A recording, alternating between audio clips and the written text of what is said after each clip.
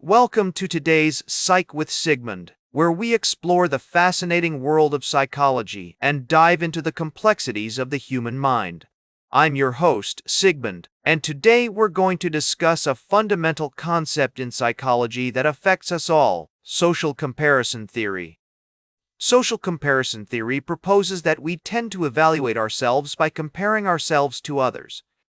This concept was first introduced by social psychologist Leon Festinger in 1954, who suggested that people have an innate desire to assess their own abilities, opinions, and values by comparing themselves to others. But why do we engage in social comparison? According to Festinger, it's because we strive for self-evaluation and a sense of self-worth. As we delve into the theoretical background of social comparison theory, it's essential to understand that this concept is rooted in several major psychological theories. One of the key frameworks that explains social comparison theory is the self-discrepancy theory, which proposes that people experience discomfort when there's a discrepancy between their ideal self and their actual self.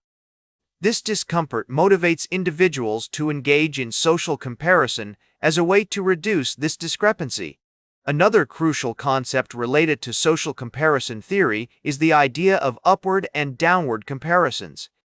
Upward comparisons occur when we compare ourselves to someone who is better off or more successful, which can lead to feelings of inadequacy and low self-esteem.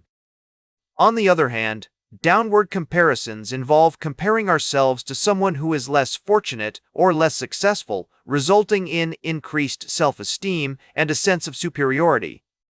Key psychologists like Albert Bandura and his social learning theory also contribute to our understanding of social comparison theory. Bandura's work highlights the role of observation and imitation in shaping our behavior and attitudes, which is closely tied to social comparison. By observing others and comparing ourselves to them, we learn new behaviors and develop our own identities. One classic study by Leon Festinger himself found that people tend to compare themselves to others who are similar to them in terms of abilities or opinions. This is known as the similarity hypothesis. More recent studies have also explored the impact of social media on social comparison, revealing that exposure to idealized images and information can lead to decreased self-esteem and life satisfaction. For example, a study published in the Journal of Social and Clinical Psychology found that limiting social media use to 30 minutes per day can lead to significant improvements in mental health and well-being. This is because excessive social media use can foster upward comparisons, making us feel inadequate and unhappy with our own lives. So, how can understanding social comparison theory help us in our everyday lives? By recognizing the potential dangers of excessive social comparison, we can develop strategies to mitigate its negative effects. For instance, we can practice self-compassion by acknowledging that everyone has their unique struggles and challenges. We can also focus on our own strengths and weaknesses, rather than comparing ourselves to others.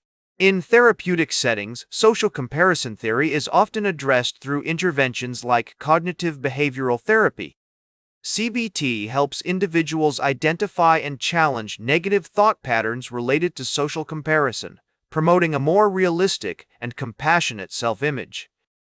As we conclude today's discussion on social comparison theory, remember that it's essential to strike a balance between self-evaluation and self-acceptance. By acknowledging the role of social comparison in our lives, we can work towards developing a more authentic and fulfilling sense of self. That's all for today's Psych with Sigmund. Remember to like, share, and subscribe, and until next time, may your ego find balance between pleasure and reality.